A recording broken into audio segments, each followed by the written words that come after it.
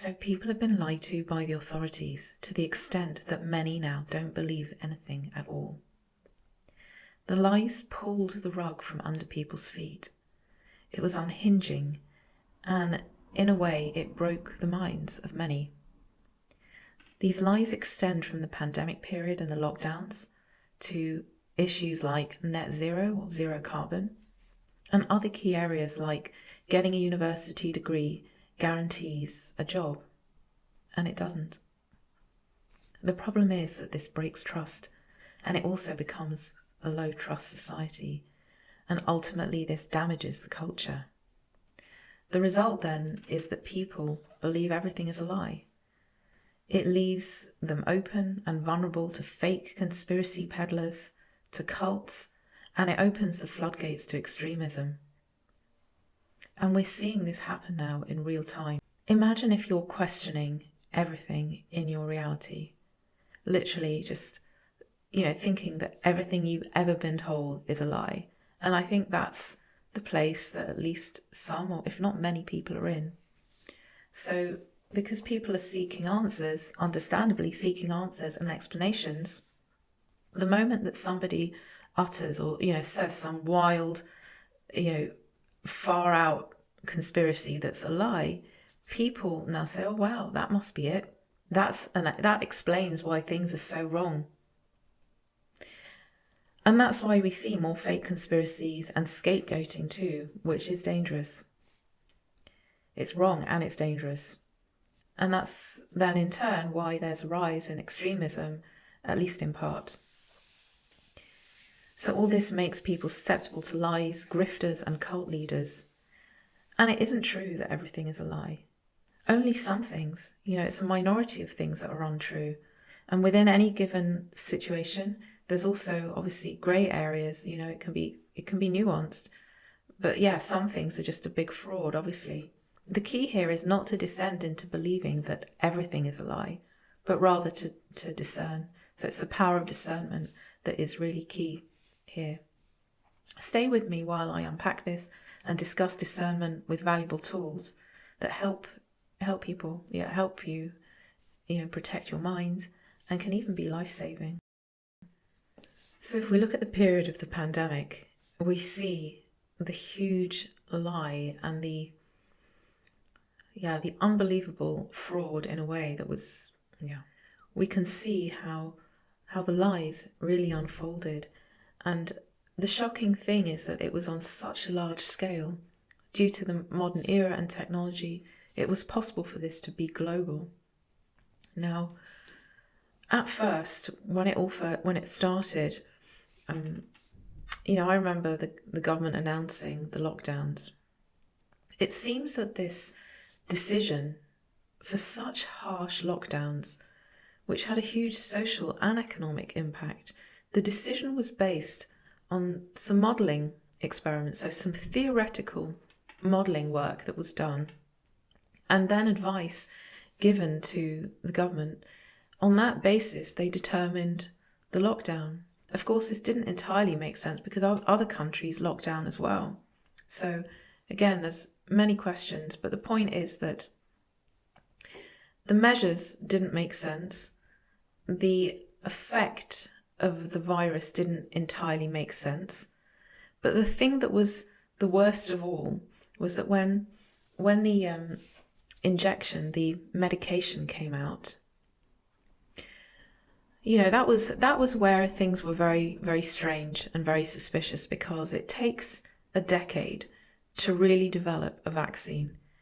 And that's even a conventional vaccine. And here we had a brand new technology, the mRNA technology, something completely different, never been used before on the public. It had been experimented with. And by the way, the results of the experiments weren't good. But it had never been used as a vax, never. And suddenly they rolled it out, and many people were not in favour of it, and including medical doctors and scientists, so experts who took serious issue with it. And of course, when they tried to speak up and also present some alternatives, they were ridiculed and censored, and it caused a lot of damage to people as well, that aspect of it. The data, the scientific data is emerging on the side effects and the damage and the myriad of problems with that so-called medicine, that so-called, I'm going to call it in inverted commas. I don't want to use the word repeatedly because I don't know what the, I don't want to use the word repeatedly, but the so-called medicine, the side effects are coming out, the damage caused, and the fact that it didn't really have efficacy, the fact that people who took it seemed to get the actual virus and symptoms even more than those that didn't. So very strange outcomes.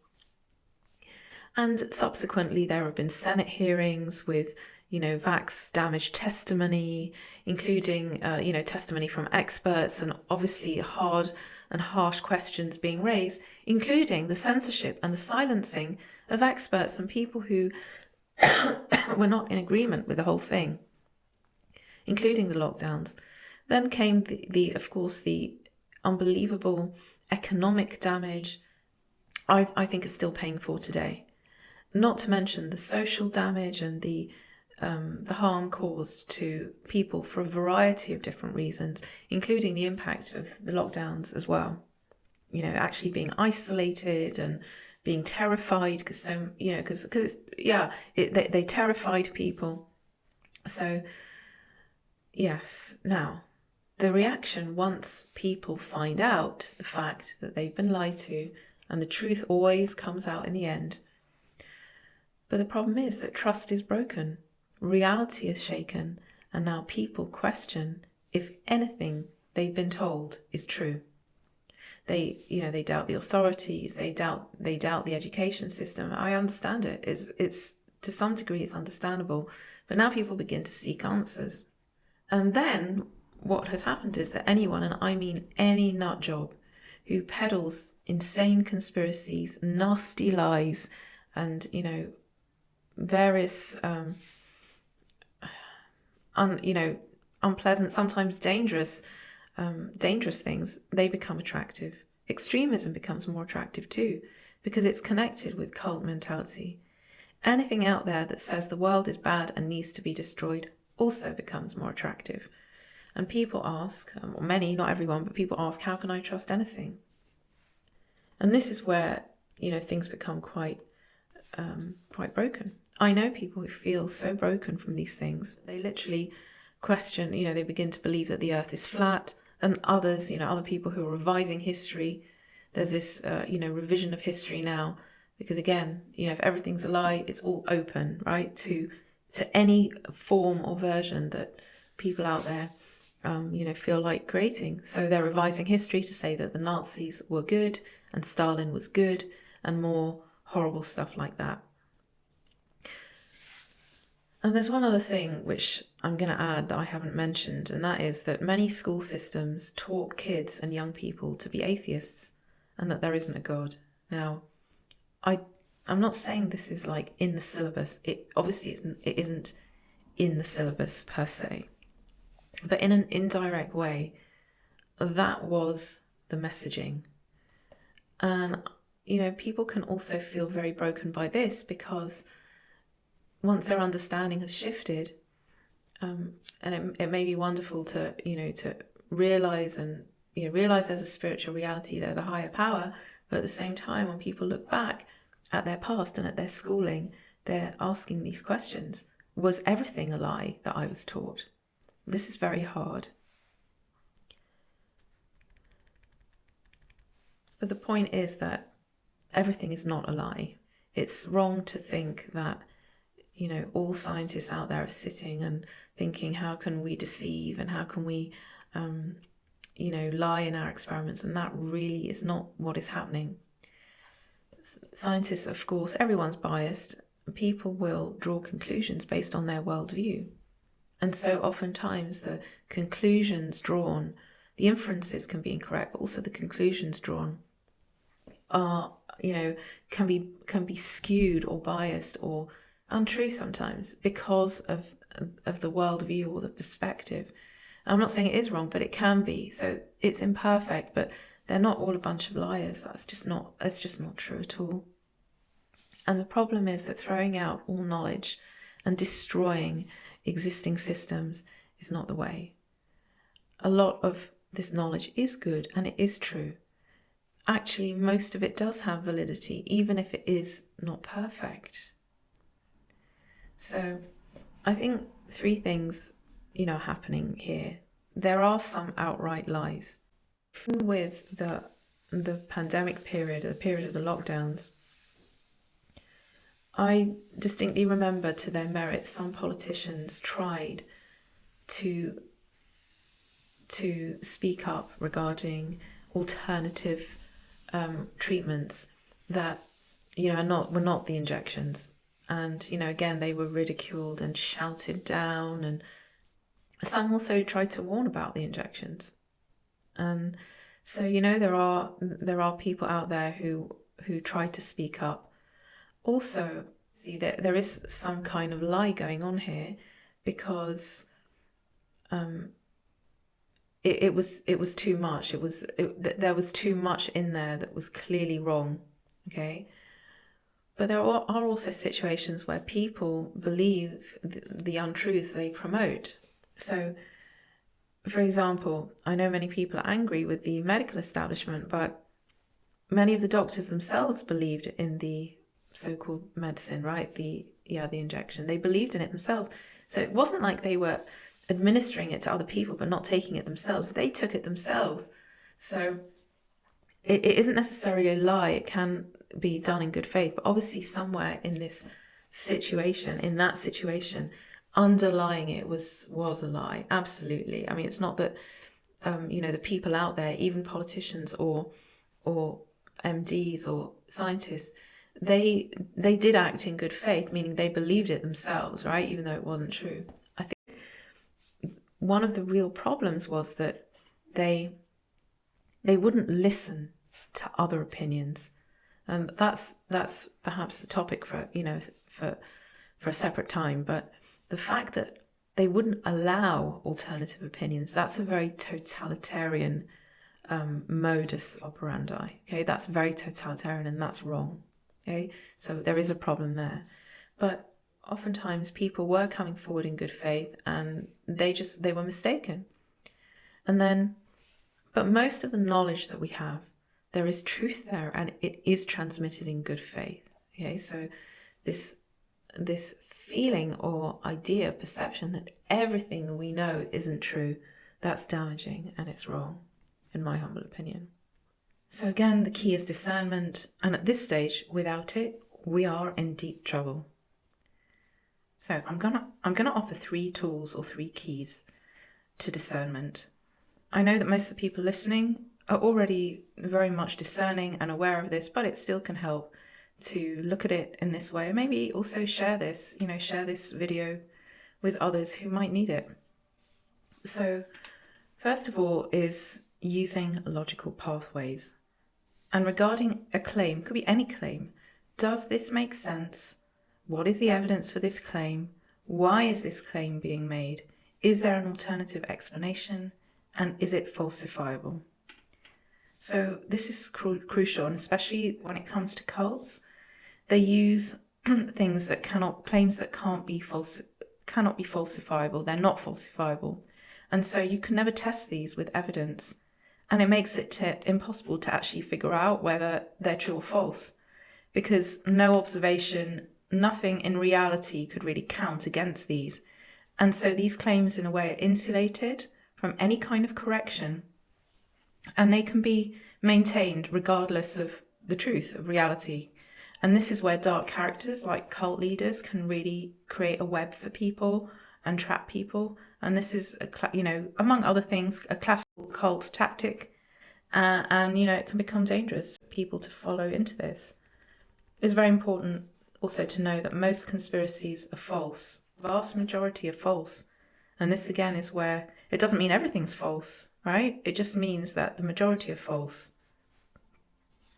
So now coming to the second key is very important, and this is investigating the physical reality. So the reality on the ground, not necessarily physical, but it's literally on the ground, looking at the reality. What is the reality? Does the claim match with the reality? So we go out into the world and we observe. Does it match the claim that is being made? And then we make an assessment based on that. And here I want to bring in the example of the pandemic situation. When we go back and we look at that and we remember, okay, first of all, just the very basics. After it was announced and, after a while, I'm not saying immediately, because immediately is hard for people to know, okay? But once a little bit of time passes and out into the street, we went out into the supermarket, even if we were locked down, we were able to go into the supermarket, we could talk to people, we could talk on the phone, so there's communication. One of the very striking things that I noticed, and many other people noticed, was that it doesn't look like the Black Plague dying, to be honest. They're not dying. I don't like to talk about this. It triggers maybe some people, but like the fact is, when you're analysing anything, you have to ask these questions. Now, it doesn't mean that no one's dying. And also you have to remember that during normal life, sadly, people also die for various reasons. Can be old age, can be cancer, can be a heart condition, can be many things why people will feel sick and die. Now, it doesn't mean that people didn't get sick with the symptoms of flu-like symptoms. The virus was not flu, but it's still flu-like symptoms. I remember going into a huge shopping mall and there were loads of people there. They were masked, but there were loads of people. And the many people in my environment, in my network, whether it's, the network of people that I know or online, people were not dying. It didn't look like the Black Plague. Now, I've had people say to me, well, but I know people that died. Yes, but you have to analyse that in context as well. After a while, there was somebody that I knew in my wider circle that passed away. And actually, the virus was said to be the cause of passing on this person's death certificate. But actually, he was in his 80s and he had cancer. So it's things like that we have to question. Now, in the news, right, when people were watching the news, they were giving a daily, at least here, in the UK, they were giving a daily account of deaths.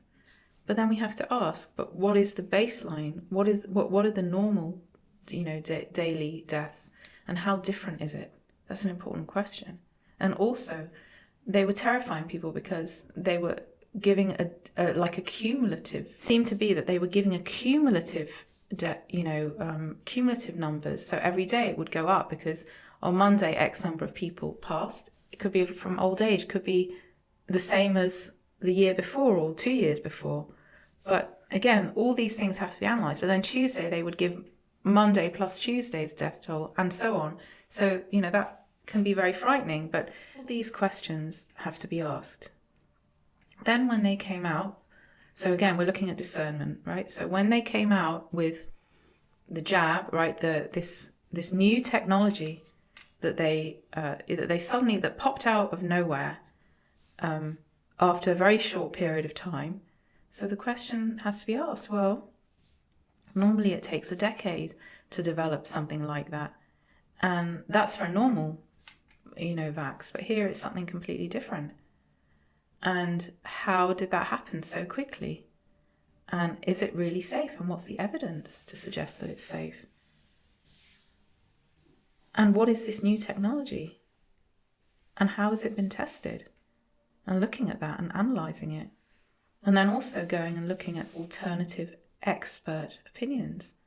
Accessing that and seeing, well, what do these people say? Yeah, maybe, everyone's shouting at them and everyone's silencing them, but actually what are they saying? That's important.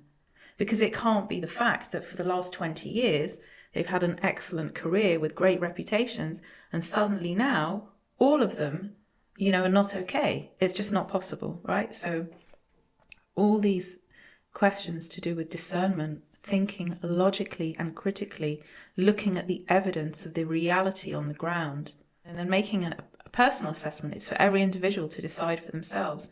Of course, it was wrong to then malign, slander, and harass other people that didn't agree. That was wrong.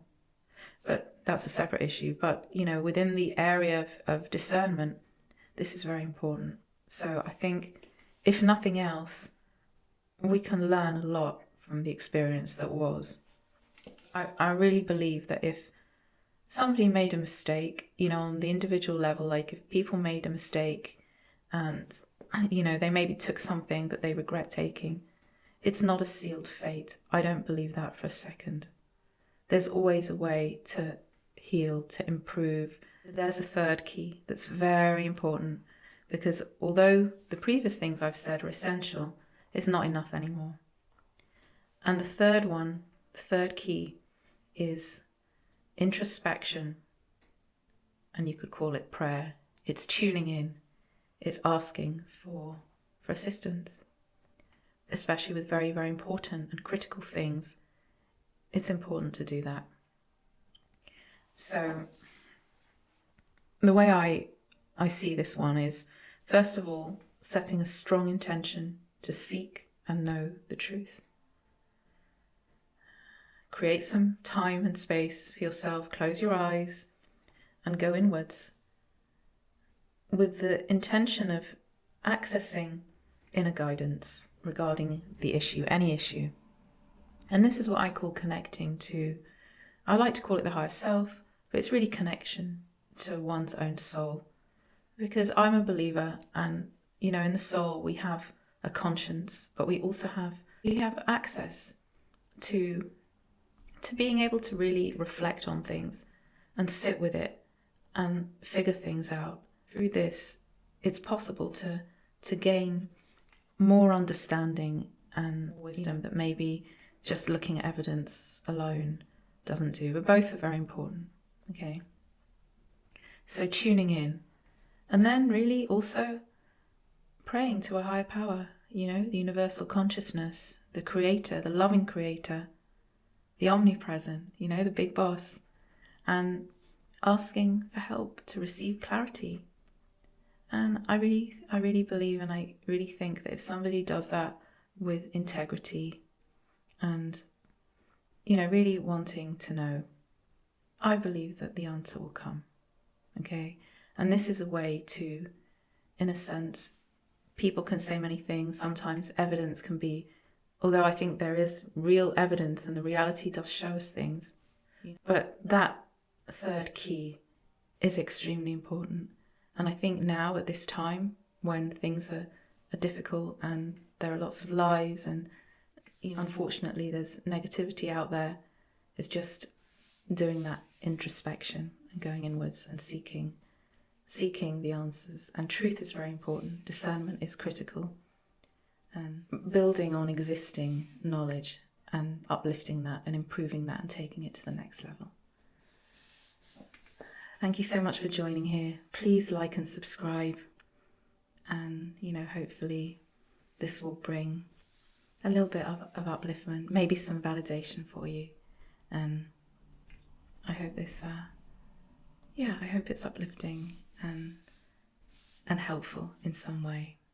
Okay. I hope to see you here again. Take care. Sending you many blessings.